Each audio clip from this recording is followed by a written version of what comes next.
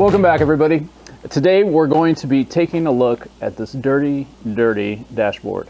This is the dashboard out of a 93 Miata. It's a NA6 dashboard, and we're going to be putting it into the NA8. But before we do that, I want to give it a thorough cleaning and see if there's any issues with this, and potentially give it some love, like take care of some of this surface rust. All right, so looking over everything, what you're going to want to do first is take a look and see, just look really carefully at everything and see if there's anything that looks like it's threatening to develop a crack. And you might see like a little mark like right here. This is not a crack mark. This is actually kind of the weld point where this whole thing comes down and around like that is how this is manufactured. So that's not a concern. However, one thing I did notice is that a lot of NA6 dashboards want to crack right about there, and you can kind of see something trying to develop. It's like a little high point in the dashboard, and if you look underneath the tab that it connects to, there's basically a little plastic piece which extrudes below this part of the plastic of the upper part of the plastic of the dash, and that is intact. It's not broken like a lot of them are, but that's a place that we're going to want to be particularly careful about with reassembly. If you look at this, from an angle, you'll be able to see it. And so that's going to be something we'll want to pay close attention to.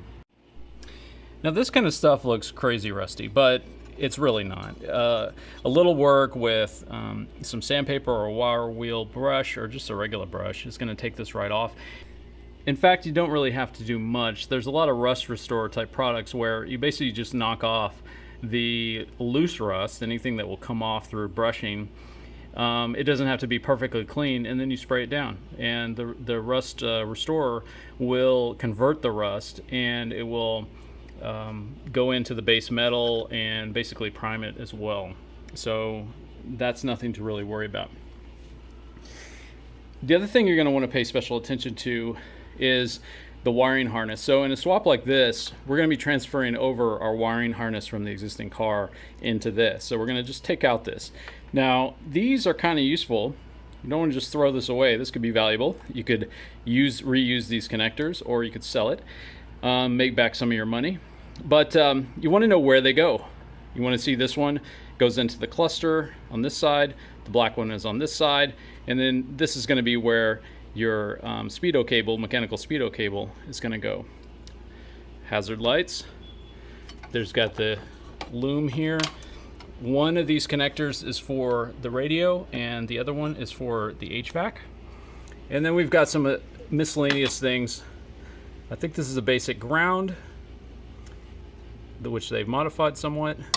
And this one goes to the brakes and potentially routes. This might go also to the neutral safety switch on the transmission. I'm not 100% sure, but we'll see.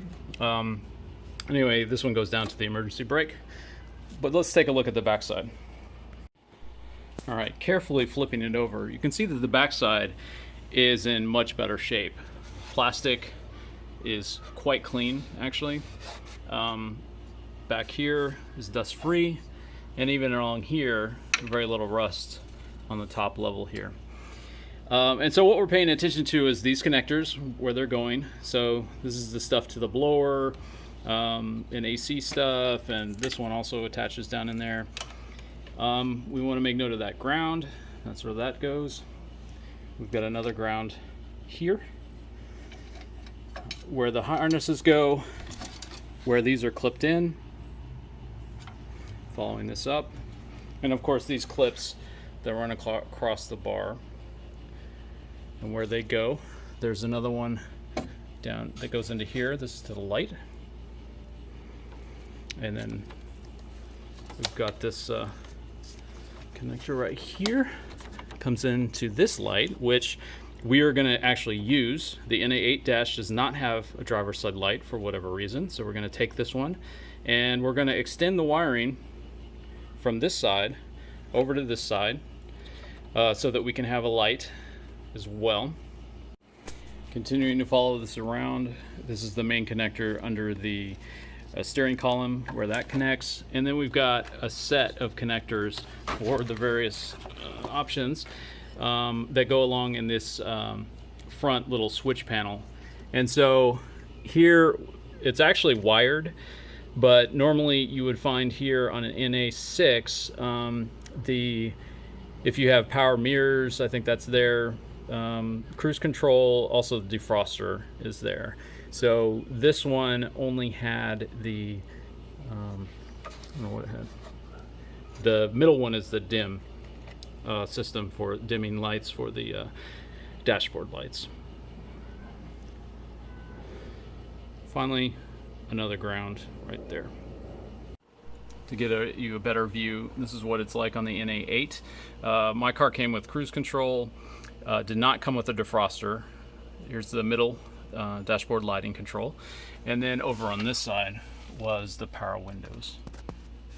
And so that spot is not a spot, it's just plastic right there on the NA6. So we're gonna have to extend that wiring as well across. And the cigarette lighter is in the same place, but on my car it doesn't work at all. It's completely corroded out. But I hope that it looks pretty good on the new dash, so hopefully it will just work and I can just plug that in. All right, we're starting with a little of the Goo Gone. I got some of this gel on here. I actually did test it over here on a part that's not going to be seen, and so it seems fine. This little mark is just from the door. It's like a wear mark, and it was there before, so it doesn't seem to be any problems. But it should be something you should test first whenever applying a product to your interior plastics. So now we play the waiting game. All right, so as suspected, this is not giving up without a fight. So this is a foil decal, and it's trying to foil me. I started off using a little nylon scraper, which is not going to scratch, hopefully, the plastic, but that was like not working.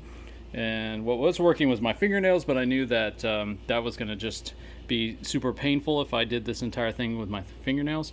So what I'm ending up doing now is taking this old razor blade and very carefully just working it underneath. It's basically lying flat, and you can see that it's getting up under there. So I'm going to continue with this rusty thing and hopefully not get tetanus, but looks like it's going to work.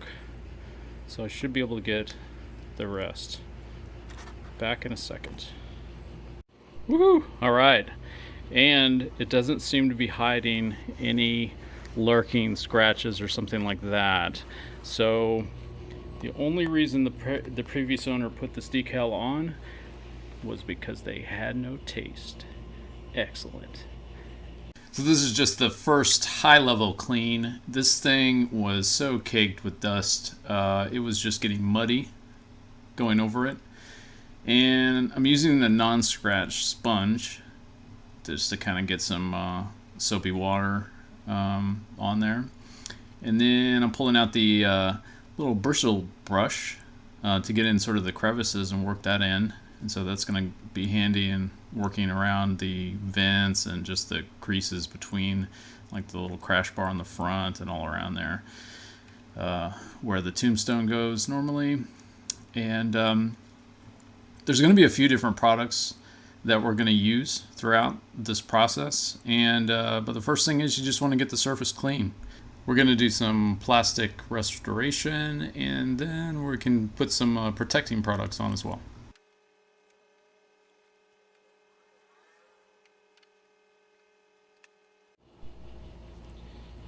Alright, that's looking a lot better. This is still visible, but definitely much reduced. If you step back a little bit, you really don't, see it, and especially in the car, it's going to be slightly dimmer lighting. So I'm not too concerned about that one. This crack, it's like a developing crack, is a little more noticeable now that it's clean. So we have to see what to do about that. Maybe nothing, but it does mean that right here there's a plastic piece that is propping this up. And what we may want to do is allow it. It looks like it's higher there and it's sagging to the other side. So what we may want to do is reduce the stress on this and make it sag just a little bit. All right, so I'm going to attempt something on these side vents to kind of restore them. And these come out fairly easily. You just need to know where to poke. So if you take a small screwdriver and go in right there, see how easy that lifts out? Don't pry against the dash down here or up here or anything like that. There's just a little clip right there which you can take out. All right, so what I'm going to do, this is going to sound weird, but I'm going to use a little brake fluid, and I have my other hand is gloved, and I'm going to get a little bit on my finger and basically just going to smear this on.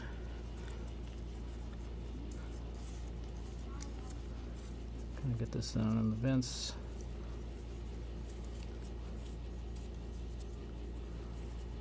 This. All right, I think that worked.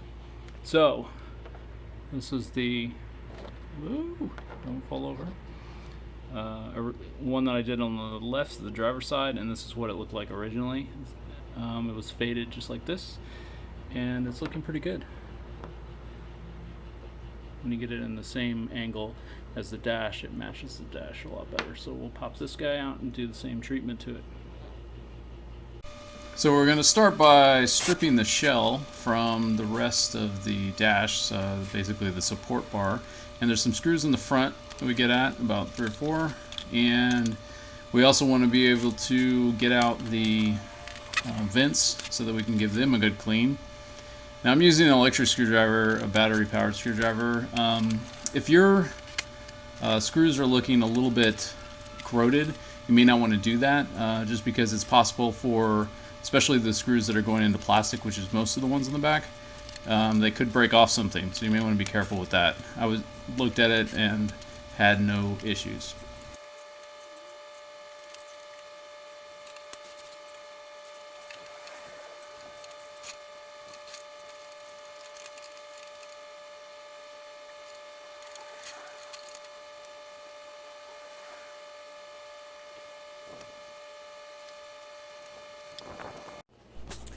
Wow, so this thing is super delicate. You want to be really careful taking it out across here.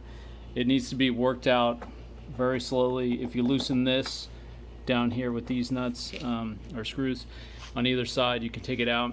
But this plastic feels the same as basically, you know, one of those little plastic food containers, like you get Chinese food in or something like that. So yeah, this is super thin plastic. So you want to be super careful with that, and then put it away someplace immediately until you have a chance to clean it properly. All right, very carefully working your way around, you can take out these things. This ground started to strip because it's actually got a captive nut on the other side. So what I'm going to do is wait till I get this whole thing out of here and put some penetrating fluid on there. And also, this one is kind of hard to get to. It's basically behind some bracketry, so you can't get a screwdriver in there straight, and it'll cause it to strip. However, if you have a little tool like this, some of my OG subscribers may recognize this from being super useful in the top repair or replacement. You can work a little ratcheting screwdriver in there, no problem. And this is where the screws go, right there and right there. So once this is out, those are out, then the rest of this can basically just lift right out. And I'm gonna, again, this is basically like the same as like a cheap plastic cup, like a throwaway plastic cup. That's how thick this is. However, it is fairly pliable.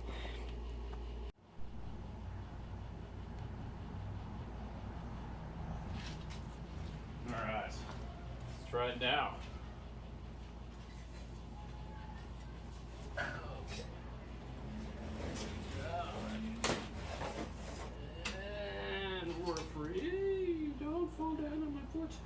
Okay, so this guy's out, and we'll be careful with the shell.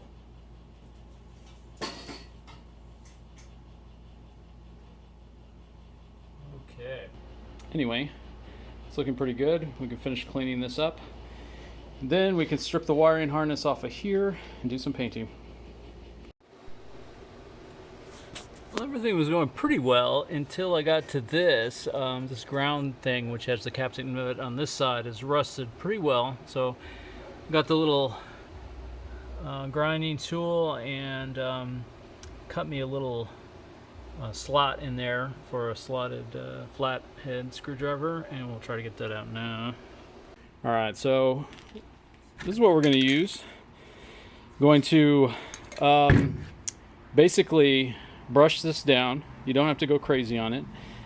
They say you should kind of rinse it off with some soapy water, and then hey guys, yeah, that kind of soapy water. And we're going to finish getting a coat on here. Basically only one coat should be necessary.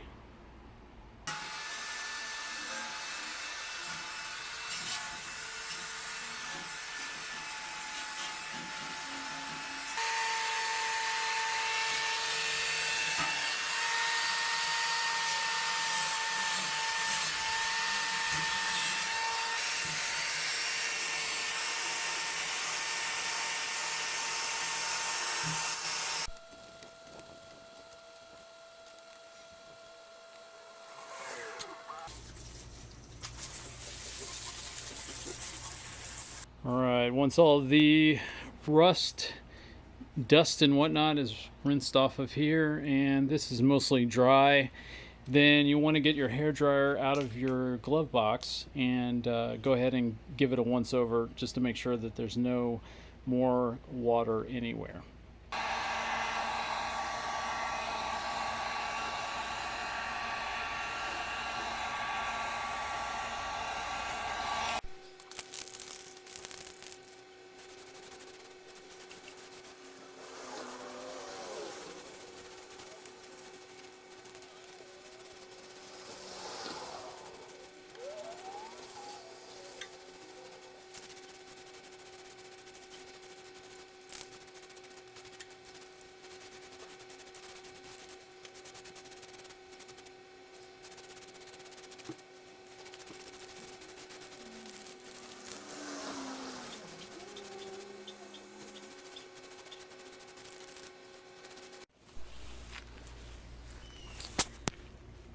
And now that's looking a lot better. So one little thing I had to do was fix a couple little tabs that are broken off. I'm not sure if this was broken or if I broke it. I think it was together and then it just like kind of snapped. But what I used is some JB Weld. This is plastic welder. And to get in there nicely and also underneath, I just used a little screw. This is a wood screw, which kind of holds it's about the consistency of like ketchup or something, and it kind of holds the material nicely, and then it'll kind of goop on where you want it. So that can be kind of a little bit more of a precision tool than the little popsicle stick that they give you. Those look a lot better. So when cleaning these out, you want to make sure that you get out any kind of dust and everything so that this is left to be the pure black that it was meant to be. And the reason for that is these things are noticeable when you've got the sun coming through your windshield at a certain angle. So you don't want any reflections or any kind of that stuff, so a nice matte black is going to prevent that. Same thing over here. You'll be able to see through the little vents, and if you see any kind of like dust that's usually a lighter color than the black of the plastic, then that's going to look ugly and difficult to clean later. And on this one, which is for the rear vents and the side vents, there's no foam, so nothing really else to do here except to be careful. Same plastic, but otherwise it is fairly straightforward. Now if you've got something like this where the outline is kind of faded and cracked and stuff like that, you can simply use a white crayon And we'll draw in here. And presto, good as new. All right, so what I've done is I've laid in the bar, and notice that there are two locating pins. Basically, they're plastic, but they're pins that go right there, and one on the other side as well. And so you get those down in there, and then you're just going to look. You're going to look at where everything is and make sure the holes line up. Kind of like you're tightening down the lug nuts on a tire. But put them in loosely, give it a little jiggle, and basically it'll settle out so that various holes line up, especially these are the critical ones where, like I said, that crack was sort of developing right here. Next, you'll be ready to reinstall your venting. Start with this big one because it goes down in the depths first, and then the upper vents or the back vents that go behind here go second. And so what I did was I cut some of the smaller weather stripping here, and that is this one, and put it around to replace that stuff that had just fallen apart completely. And this is a little bit better. It's closed cell, so it won't degrade quite as readily.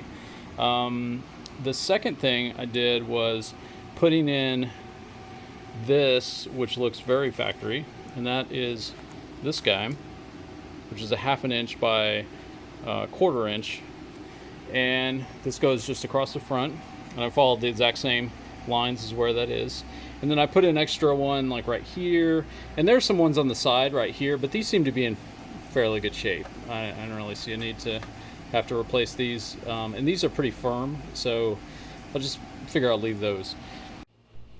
Alright, so this guy, the switch for the power mirrors, does not want to come out. It has 4 little, it doesn't come out from the front very easily. You pretty much have to access it from the back. So you take 2 screwdrivers and push in 2 of the tabs at the same time while pushing forward, and it'll work it out just a little bit.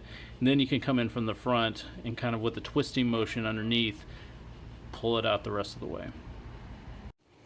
Alright, this is laid in pretty well. But I haven't completely wrapped everything and put the clips back in, except for where they're easy to remove later because we're going to do some wire extensions.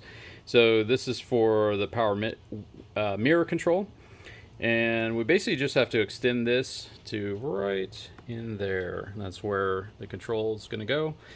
And what I've got, you can use pretty much any wire for this, but I just harvested this 18 gauge AWG wire. You always want to use AWG wire off of an old power supply. So we're going to, this has 5 unique colors, but we have 7 leads, so that's close. We're gonna have to reuse a couple colors, unfortunately, but no problem. We'll just test it out, make sure that we have the right wire going to the right side of the connector. These are the connectors off of the computer, so we're just snipping this, and then we're going to be placing this on the end. The other one we're going to do is, I've got another little, this is actually shielded, and it's a little thicker wire, and it will be perfect for the lights. So this needs to be extended, clip into here, and then make a branch and go all the way over to here where the light connector is. Alright, I wired them up one by one so I wouldn't get anything confused, and make sure to get your heat shrink on there. If you haven't seen some of my other videos where I do soldering, then I do like a standard lineman splice at each one. It has a mechanical hold as well as the solder holding it together, so these are extremely durable. Alright, so we're going to loosely wrap this in tape. You don't need to be super tight. That's basically how it's done here. It looks fairly tight, but it's really not that tight. And we've got plenty of room to get down in there and to even pull it out through the dash, because if you're ever going to replace that switch or something, you need to be able to pull it out just like all the other plugs, because it removes from the front, and we should be good to go. This all looks good. Then we can button up the rest of these little tie downs. Alright, so for the little door lights, entry lights, I normally don't recommend these little tap type vampire taps, but the stakes are really low when we're talking about a tiny little light bulb. So what I did was I tapped them.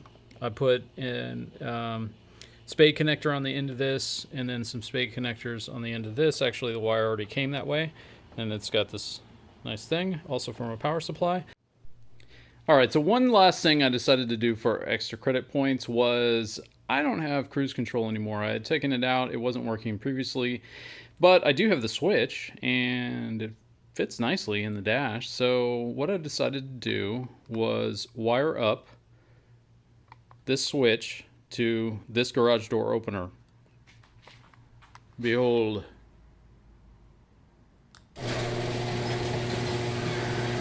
Yay!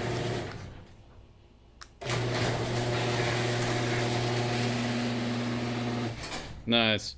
So the way this works is that I simply use the ohm meter to buzz out which ones were connected when that switch turns on. And so this is just, it doesn't need any kind of power or anything like that. It's just a switch. And this actually still goes to this old school style garage door opener, and it goes to a 9-volt battery inside. That's kind of lame. So I'm going to get a little $2 voltage converter to change my 12-volt car power to 9-volt, which is what this requires, and plug it in at some later date. But in any case, this can go back in, and this can be tucked up somewhere. And all right, so final checks for getting everything. Make sure this is out of the way of the glove box, so it's good to have the glove box actually back in here. Probably remove this for the remounting. Make sure all your screws are in for everything for the ducting, and some over there, and don't forget the ones behind here for this. And then you can kind of do a rattle check, just make sure nothing's moving and you're not getting any kind of noise from anything, because you don't want to come in here again. All right, so what did we accomplish? Well, we did a full cleaning, got rid of ages and ages of dirt and dust, especially on the outside. We did some plastic restoration. We refoamed. We did basic detail. I'm going to use some additional detailing products once we get it back in the car, because it's going to, it's going to get little fingerprints and marks and stuff like that as we reinstall. We got rid of all the rust. We made the support bar look a lot better. We made our glove box a lot more classy. We installed both lights, got those working, and we extended all the wiring for the power windows, I just keep saying that, power mirrors, and wired up a new way of using that switch. So that's going to do it for today. In the next episode, we're going to be getting all this stuff out of here. Thanks for watching, everybody.